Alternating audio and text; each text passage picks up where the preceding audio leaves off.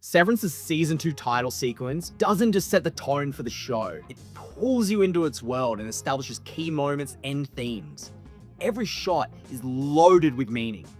In this video, I'm going to be breaking down the title sequence from a perspective of me, a 3D motion designer, and we'll be analysing how it uses composition, motion, and some clever 3D techniques to create an unsettling and memorable opening. Let's check it out. This opening sequence, this first part, I love it because it is kind of calm and nice. But one thing I really do love here is compositionally. Look at this. It matches that third line perfectly. We've also got all this negative space here and all this negative space here. So the eye is really being drawn to what's happening in the center. And so it should. That's where all the interest is. But it's a really good way to frame this shot. I think it's cool. And then if you think about it, there's so much detail in the middle here that that's really where our eye is being drawn. Just straight off the bat, nothing else to look at. Look at Mark. And also thinking about the complementary colors used here, that the focus really is on Mark. We've got a blue sort of atmosphere in the room, but then Mark is orange, which really draws your eye to it. I think this is a really cool way to start the scene. And it's kind of how we end the scene as well, and the whole sequence. So I'll jump into that later. Then this one, I really love this bit, actually. The head of the shadow lines up perfectly with where the face comes out in the balloon. This whole sequence is directing you where to look all the time, which I think is great. And same with this light box here in the middle, really focusing your eye. And then let's move into the next sequence. This is where we get into one of my favorite shots in this entire title sequence. And there's a couple of things I really want to point out here. Again, we're center framed. We are nicely balanced with a big shape here and a massive shape here. And also this other shape down below. This is really blocking out the frame with some big shapes before we have some littler shapes making up the rest of our frame, essentially. And one thing I want to draw your eye to first here is that it feels like we're walking on water, right? But there's no real reflection. It kind of fakes this reflection of these brainy, gooey pieces here. But this is kind of a continuation into the water.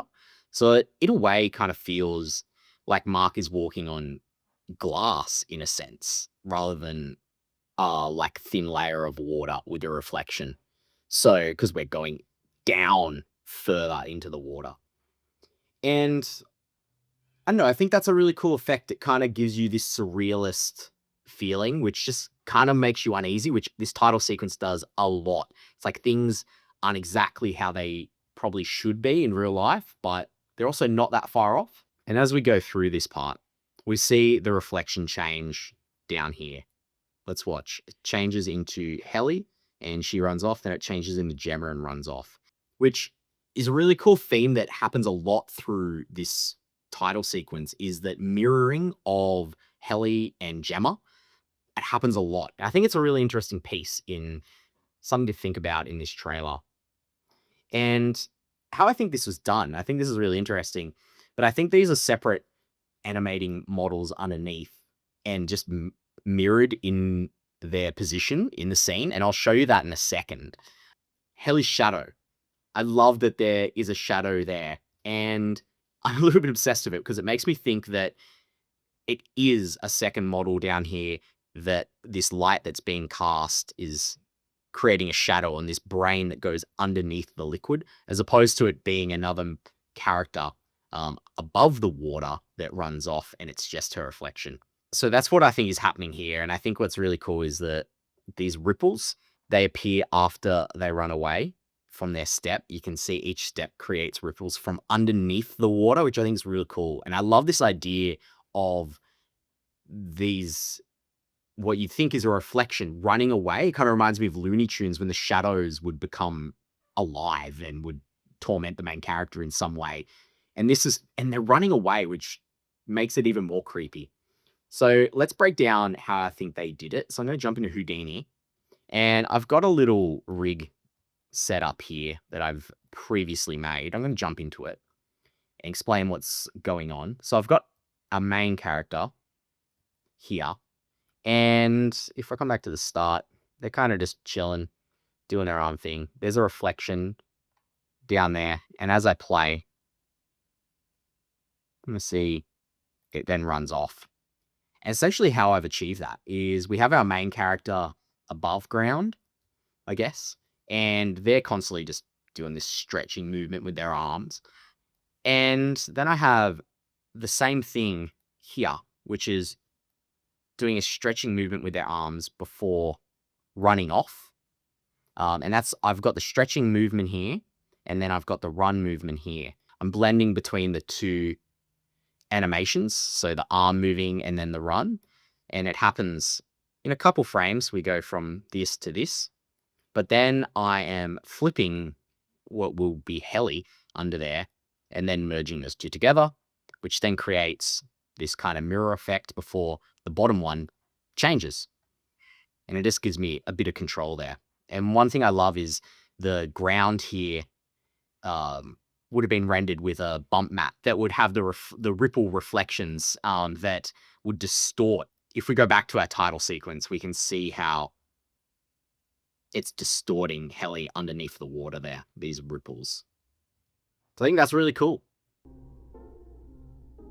Straight away, I love this. Let's already look how this is composed. And I'm leaving the composition guides on because I think they're very helpful. But all the action is taking place here in these boxes, in these thirds, right in the center frame, with Mark's body underneath here, filling up that bottom frame. It's perfect. I'm sure this was made with intention of doing this. And I just love this pop where he just appears in this part of the frame. I think it's super cool. It's super easy effect, really. But I really love this uncanny valley these things are rendered in. Mark's skin, like, it's not 100% real, but it's also not photoreal. It lives in uncanny valley, which normally can be looked at as a bad thing. But in this sense, the artist, Oliver Latta, he loves this sort of eerie, weird style. And this suits Severance perfectly because Uncanny Valley already gives you a sense of unease and creepiness because it's not quite human, but it's really close. And Severance titles like employ that perfectly. And this is where we start our big sweeping camera move that plays through most of the title sequence. I'm just going to play this here. With this camera pulling out, we're always getting a sense of reveal, which is we have a bit of mystery and it's kind of slowly revealing, which, to be honest, is what the show does. So I think it's a really cool aspect to have here. And this light starts off as like a really direct spotlight in this area, only to gradually expand and show these creepy little faceless babies. So let's keep playing here. We move into this next scene, which finally we get some nice squishy soft body dynamics here. And again, I love this diagonal frame that just kind of, it starts to rotate as we go, but I think it just gives you that off kilter kind of feel. And I love a little bit of the soft body simulation coming back from that was pretty prevalent in the previous titles in last season. And then we get a match cut coming here. Boom. And that happens with the music. And I love that. It just pops and it's so good. And the reason this is a match cut is because what comes in is not what comes out. Different thing. And this happens a lot in this title sequence. Again, giving you a weird sense that you don't always understand what's happening. And I love this next bit. We kind of move into a bit of different gravity before we move into this next scene. Mark jumps into this, which is a bit of a reminiscence of season 1 trailer. He did this, but now it's different and we're moving into AI. Not really. I'm just joking. I don't actually think this is AI. This does feel like there's two separate textures animating at different rates with this frame by frame animation, I think, which is kind of meant to mimic this AI feeling, but I'd say more in the way that we might process or dream images. And I really like it. It's a weird thing. And at first I hated it, but the more I watch it, the more I'm like, this goat thing it's pretty interesting. And then we continue into this scene, which is still reinforcing this massive sweeping camera move. And I love it. I think it's super cool. And that reveal, it just keeps pulling out and revealing more and more. And I'll jump into how that's sort of achieved in a second. I love this scene for a couple weird reasons. One, it is revealing more and more. Again, the lights are kind of expanding to show you more. But there's some unique storytelling parts. We've got like what looks like Cobel's car in the background here, just in the icy water. Again, this sequence kind of sets up an interesting framing as well, where we've got a center frame where we're following Mark. This happens a lot, I'm finding. And as we move through, we go into a match cut just up here that moves into another little soft body simulation. But I'm going to come back down here quickly. And again, I'm going to open up Houdini and I'm going to turn on this next scene where I've got my version of Mark, which is a capybara.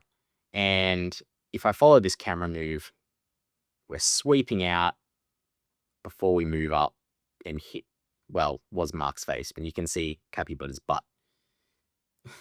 Really? That was weird.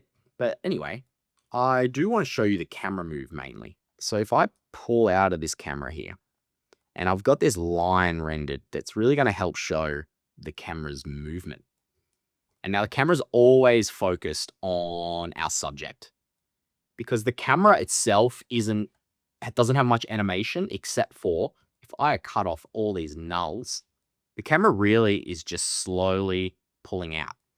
And then I've got a null that offsets it a little bit, kind of gives it a rotation looking down before it looks up, but that happens as the character goes up.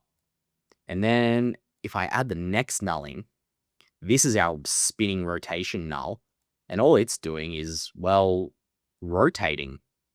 I'm just animating a nice little rotation as the camera pulls away from our subject, which gives us this nice little circular line here that goes around.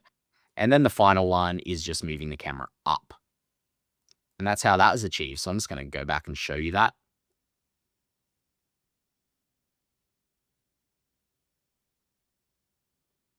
Boom. So let's go back to the Severance titles and watch that happen. Now we kind of understand how this can be done.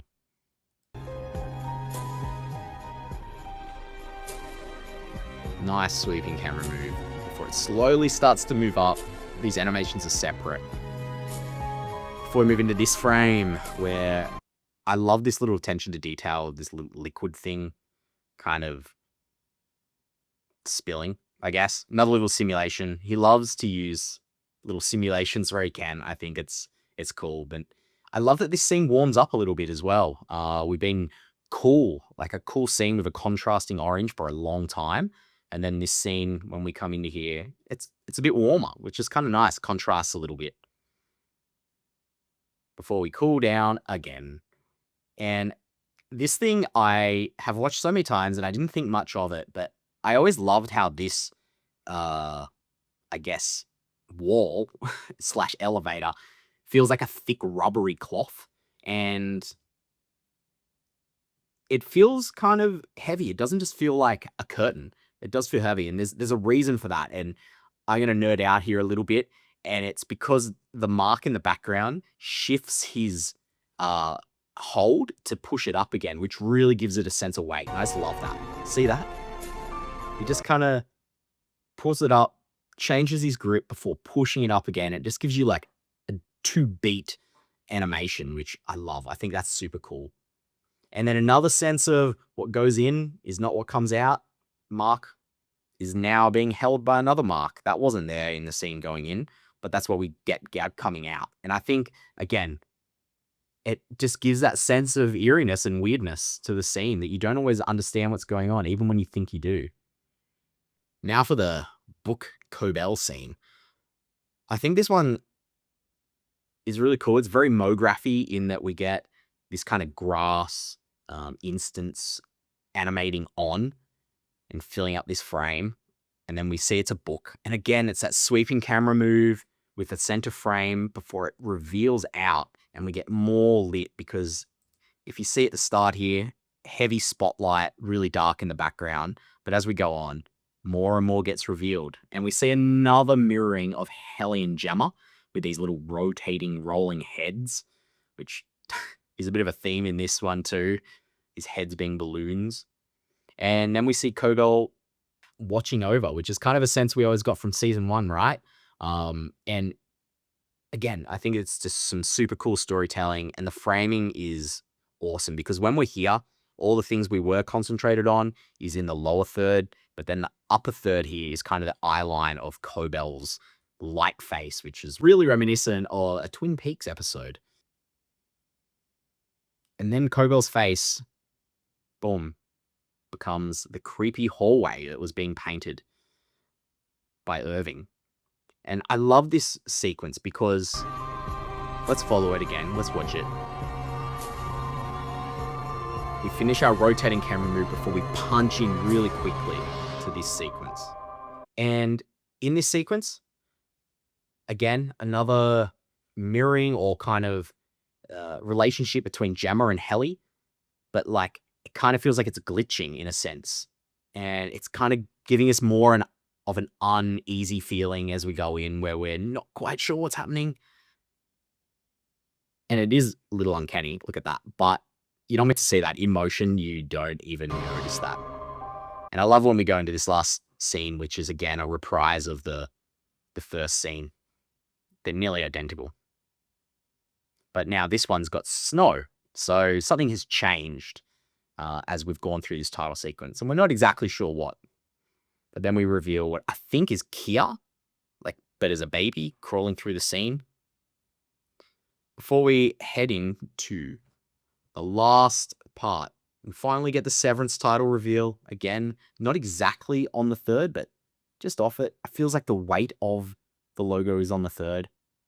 And again, we've got all that negative space. So we're really focused here, but with the titles. And then we go into the kind of the creepiest part, how it ends, which I am just going to play. Where we see that eye and the glitchiness of the head. This is a super cool effect. At first, I thought it was like very motion blurry, but the more I watched it, the more I realized that there's just a second mark kind of ghosted over with a blur. I actually think this one has a lot of motion blur on it, and it was rendered separately to what we see mainly underneath. There is still a bit of blur, but if you look at the inner ones, they're still kind of clear, and you can still kind of understand where these outside ones have a lot more motion blur. I think that's cool. And then one thing I love here is that eye is on frame for 1, 2, 3, 4 frames. But that's enough to see it and feel kind of creeped out by it. Love it. And this eye, who is it? I don't know. You're going to have to look at the eye of every single character in the show and see who has these hazel eyes. But again, a lot of this is center framed, and I kind of like that. I feel in an age where everything is on thirds, this one being centered, I don't know, it kind of feels good. Kind of gives you an off feeling as well. Things are always symmetrically balanced, kind of Wes Anderson-y, that not like kind of the opposite of Wes Anderson. But I'm going to quickly jump into Houdini, and I did rig up a little version of our final scene here. And I've just got a head, so I'm going to go into it. Sort of how I believe I would achieve something like this. Head, cut the head in half. It sounds bad. Have a version that is sculpted to have this kind of pulled apart middle. And all I'm doing is animating a blend between those so it pulls apart. And then I mirror that, so it's the same thing on both sides before I chuck a little eye and merge that together. And then I come here and I add a little twist deformer that just twists our head. And if we come here, you can see I've just got the twist. It's not that big. It's just in this little bit, providing us with a little neck bend. And I made that animation quite strong and glitchy. I would probably dial this in a bit more to where there's a lot more holding on each pose, but it kind of gives you that creepy feeling with the camera pushing in. And then recompute the normals to give me the motion blur I need. And if I come into just a quick little render, yeah, we'll just have some blur on those poses, which I would comp in with a non-blurred version or a very minimal motion blur version that is the right size. And cool, that's the title sequence. And I love that this last scene really sets up that creepiness and glitchiness that feels you off edge to really just go into the show. And I think it's a bit of a masterpiece. I wouldn't be surprised if there's another Emmy coming their way.